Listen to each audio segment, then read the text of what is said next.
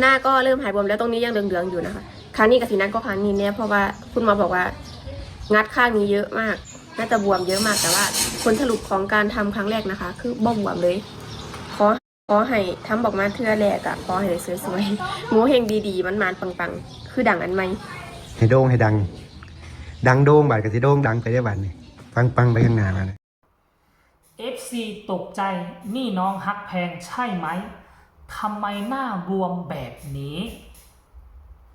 กราบทักทายสบายดี FC ทุกทาน FC ทุกคนมาพบมาพ่อกับค่อยเจ๋เบาลาวคลิปนี้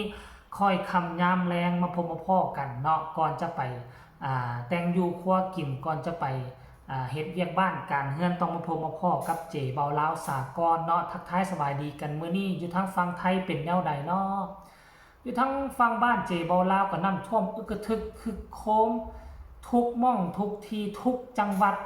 ทุกอำเภอคือปัจจุบันนี้รัฐบาลบ่สามารถช่วยเหลือได้แล้ว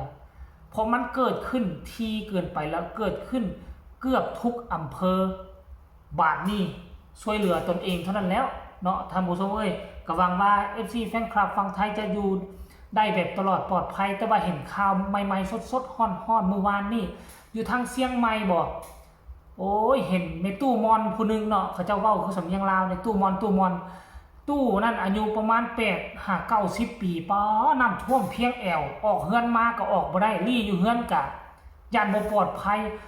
มีกันอึกกระทึกคึกโคมท่านผู้ชมขอให้ทุกคนปลอดภัยและดูนี่ปีนี้มันหนักหน่วงบ่แม่นแต่เฉพาะประเทศลาวอยู่ทั้งประเทศไทยก็โดนเส้นเดียวกันเนาะครับเข้ามาสู่หัวข้อหลักของพวกเราวังล่าสุดนี่เห็นน้องฮักแพงออกมาเคลื่อนไหวเป็นที่เรียบร้อยหลังจากที่ไปเขาว่าไปศัลยกรรมจมูกหรือว่าไปดัดจมูก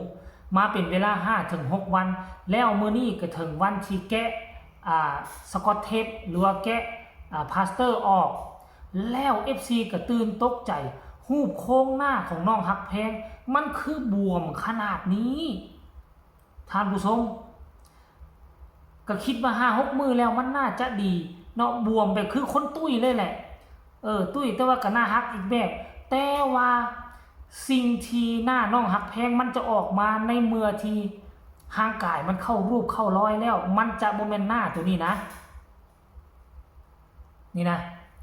มันจะเป็นหน้าเพียวเรียวงามหน้าเดิมของตัวน้องฮักแพงนั่นแหละเพราะน้องฮักแพงก็บ่ได้เป็นคนอ้วนคนตุ้ยขนาดนี้แต่ว่ารูปที่มันออกมาท่านผู้ชม FC ก็สงสัยอยู่ได้ก็น่าตกอกตกใจอยู่ได้แต่ว่าเฮาฮู้แล้วล่ะว่าเหตุผลเป็นอย่างหน้าจึงออกมาบวมแบบนี้ก็เพราะว่ามันมีการเขาเอิ้นว่าหยังผิวหนังร่างกายระบบหน้ายังบ่เข้าที่เข้าทางเทื่อพอมันมีการเจาะตัวนี้แล้วซอดสิ่งแปลกปลอมเข้าไปแทนดั้งตัวเก่าอยากให้มันดั้งนูนขึ้นมาเนาะมันก็เลยต้องได้เจาะนี่แล้วก็แย่เข้าไปแล้วมันยังบ่ทันหายดีพอสมควรมันก็เลยเห็นหน้าน้องฮักแพงออกมาเป็นในรูปแบบนี้ท่านผู้ชม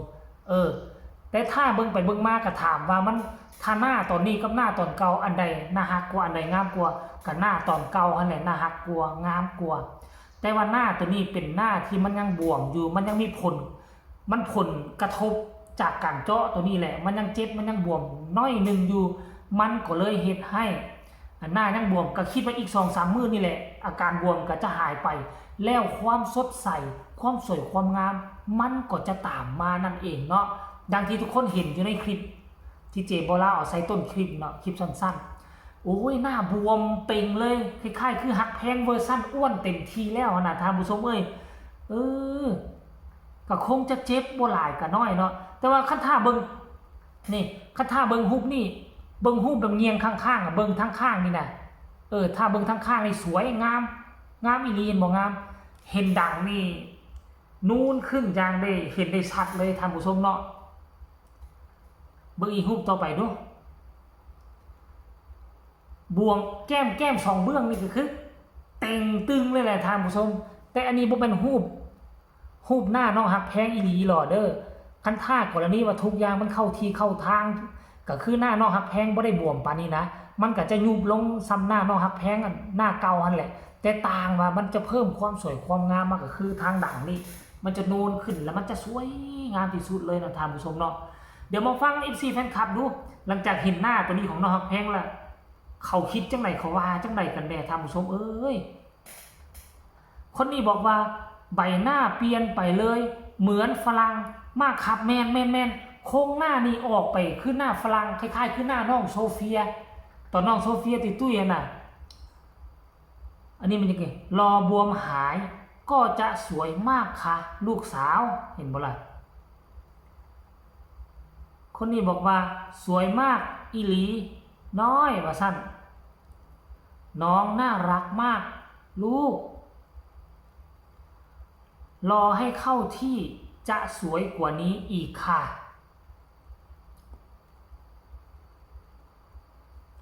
มาตัวนี้ปะนี่รอชมความสวยค่ะสวยมากค่ะว่าสั้นโอ้ยทันมันก็งามคนละแบบเลยคันท่าหน้าน้องฮักแพงเลยแล้วก็อนาคตท่านกรณีว่าน้องฮักแพง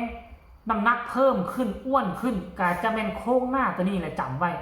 แต่ว่ามันหน้าหักเลยแก้มสองเบื้องนี่กลายเป็นแก้มปุ้งขึ้นหน้าหักเป็นตาสร้างเป็นตาสร้างเขาหมายนี่ว่าเป็นตาสร้างแบบนั้นเลยเป็นตาสร้างเป็นตาหักนะเป็นตายิกเป็นตาอย่างเนาะแต่ว่าโค้งหน้าของน้องฮักแพงตัวเก่ามันก็เป็นแบบนี้แต่ว่ามันบนนี้มันจะบวมปานใดมันจะแบบมันจะลงเขาว่าอย่างมันเสมอกันแล้วมันงามกว่าแต่ว่ามาตัวนี้แบบบวมออกมาได้นึงปุ้งออกมาทำสมเลยแต่ยอมรับว่างามคนละแบบแต่อันนี้บ่เป็นหน้าที่แท้จริงเด้อเป็นหน้าที่มันเกิดอาการมันเกิดมาจากอาการบวมอีก 2-3 มื้อถ้ามันเข้าที่เข้าทางหลายกว่านี้อาการหน้าบวมมันก็จะยุบลงแล้วโครงหน้าที่แท้จริงของน้องฮักแพงมันก็จะมาอันนี้แหละเขาว่าศัลยกรรมเพิ่มเติมเสริมแต่งให้มันดีขึ้นเมื่อก่อนนี่คนเมื่อซิดถ้าผู้ใดแค่วทั้งหน้าฟันเยินมันก็จะฟันเยินอยู่เพราะสามารถแก้ไขได้ภายหน้าบิดหน้าเบี้ยวตาบิดตาเบี้ยวตาหลอกตาเล่ก็บ่สามารถแก้ไขได้ทุกมื้อนี้นวัตกรรมคนเฮาน่ะบ่สวยก็สามารถเฮ็ดให้มาสวยได้บ่หล่อก็สามารถเฮ็ดหล่อได้แต่มีสิ่งหนึ่งที่เฮ็ดบ่ได้คือความสามารถในการร้องการรำไผสำเนียงเสียงห้องบ่เก่งที่ฝึกใดๆมันก็ยากที่จะกลายเป็นนักร้องศิลปิน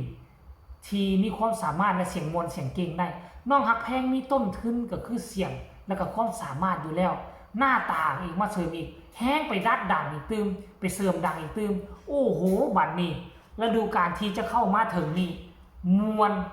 ระเบิดเถิดเทิงแน่นอนเดี๋ยวจะมี FC แฟนคลับลั่งไหลกันมาติดตามมากขึ้นเพิ่มขึ้นแล้วสิ่งที่ตามมานั่นก็คือนี่เงินมาลัยจะเพิ่มขึ้นรักษามาตรฐานแบบนี้เอาไว้กอดไว้ให้แน่น FC แฟนคลับผู้ที่ฮักเจ้าด้วยใจจริงเนาะส่วนไผที่บ่ฮักด้วยใจจริงเขาว่าหยังเขาใส่ให้เฮามาเฮาแจ้งความมันโลดยาสูบปล่อยผ่านยาสูบปล่อยพื้นที่ให้เขามีพื้นที่ยืนก็แล้วกันคลิปนี้เขาฝากไว้ชั้นนี้ฝากทุกคนกดไลค์กดแชร์กดติดตามให้แน่เพื่อจะพลาดในคลิปต่อไปพบกันใหม่ในคลิปหน้าสำหรับคลิปนี้ขอกล่าวคำว่าสบายดี